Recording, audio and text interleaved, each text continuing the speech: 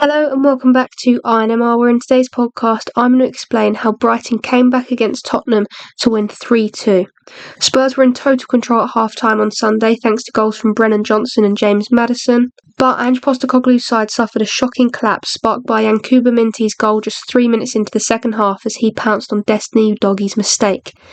18 minutes later, and Brighton had a 3-2 lead which they were able to hold on to in order to claim 3 points and jump into 6th position before the international break. So how on earth did that happen? I'll be explaining that today, starting off with Tottenham's press.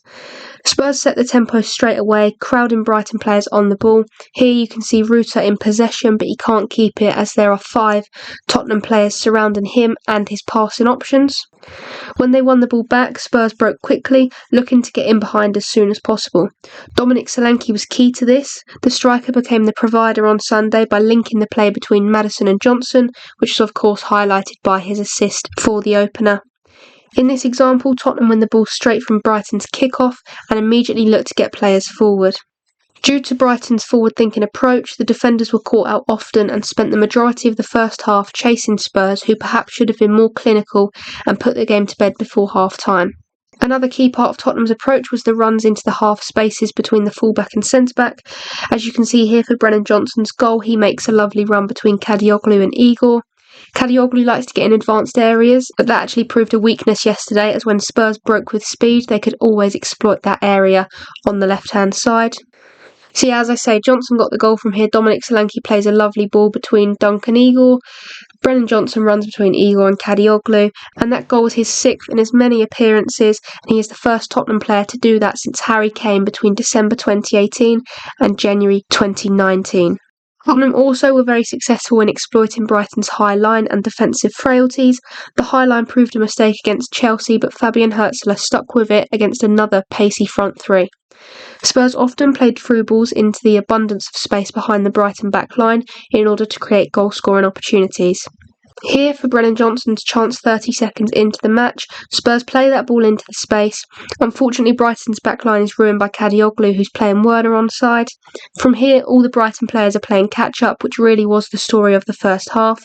Brennan Johnson couldn't quite get to the ball here, which was a big let-off for Brighton so early on. But this happened time and time again. Brighton have got quite a slow backline. Their only fast defender is Tariq Lamptey, who I believe hasn't had a minute in the Premier League under Herzler this season. So this very risky style of football is made even worse by the fact that Tottenham had such fast attackers against Brighton's very slow defenders.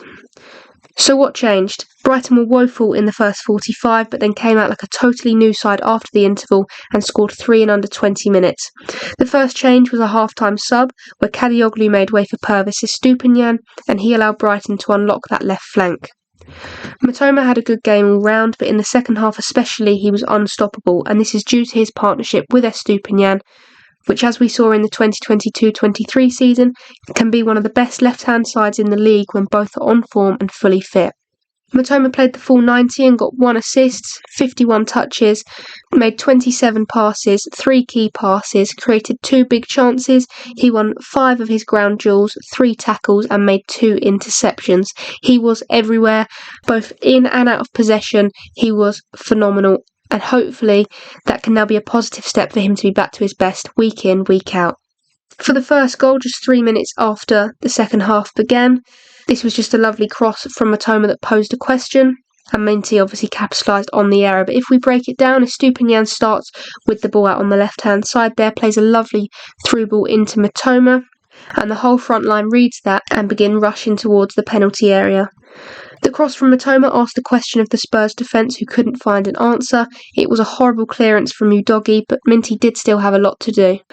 The strike here was lovely, cutting across his body and then drilling it into the near corner, and from there the momentum shifted.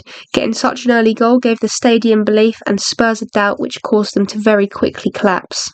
That was Minteh's second goal of the season, and with Brajan Gruder and Solly March potentially coming into the squad, he'll need to stay in this top form in order to cement himself as the starting right winger. For the second goal, it's Estupinan and Mitoma linking up on that left-hand side again. The difference between the two sides in terms of how they attacked the opposition's high line was that Brighton didn't often go in behind the way that Tottenham did. For the first, they sort of did, but Mitoma still had a lot to do 1v1. For this one, though, he comes inside slightly more centrally and attacks the defenders, dragging them in order to unlock Ruta. From there, he plays it in behind, but initially there's a lot more going on for Brighton, a lot more intricacy in their passing and movements before they play that tiny ball in behind, whereas Spurs were doing similar to what Chelsea did, just big long balls because they knew that they could get past Brighton in a foot race, whereas Brighton couldn't do that here. I mean, Mickey van de Ven, the fastest player in the league, there's no way you're going to beat him in a foot race by playing the long ball over the top. So Brighton did well in dealing with that. Ruta made a lovely run between Van de Ven and Udogie here, and the ball for Mitoma is really quite a simple one. Minteh also shows good tactical intelligence here. Udogie's dragged over a bit to help deal with Ruta again, but Minteh continues his run into that dangerous area to be an option for a clear shot at goal if Ruta can't do it himself.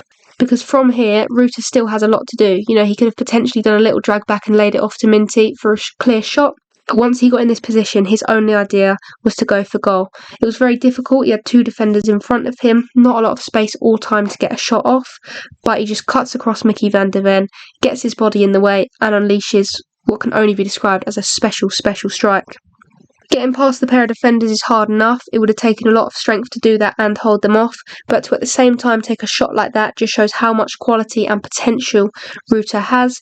Since he got his first goal at Chelsea, you could see him flowing with full confidence, and that finish was the perfect example of what Ruta can bring to Brighton at his best, and he didn't stop there either. The winner from Welbeck highlighted everything that was wrong with Tottenham in the second half. They lacked the desire to win. Brighton, on the other hand, had it in abundance. Look at Ruta here, surrounded by three Spurs players who initially tackle him, but he just keeps powering through and manages to wriggle away with the ball. As he heads towards the byline, Bentancur now engages and attempts to tackle to put the ball out for a corner, but Ruta refuses to settle for that. His cross is actually a slide tackle to keep the ball in play, which falls perfectly to Danny Welbeck, and a striker of his experience is never going to miss those.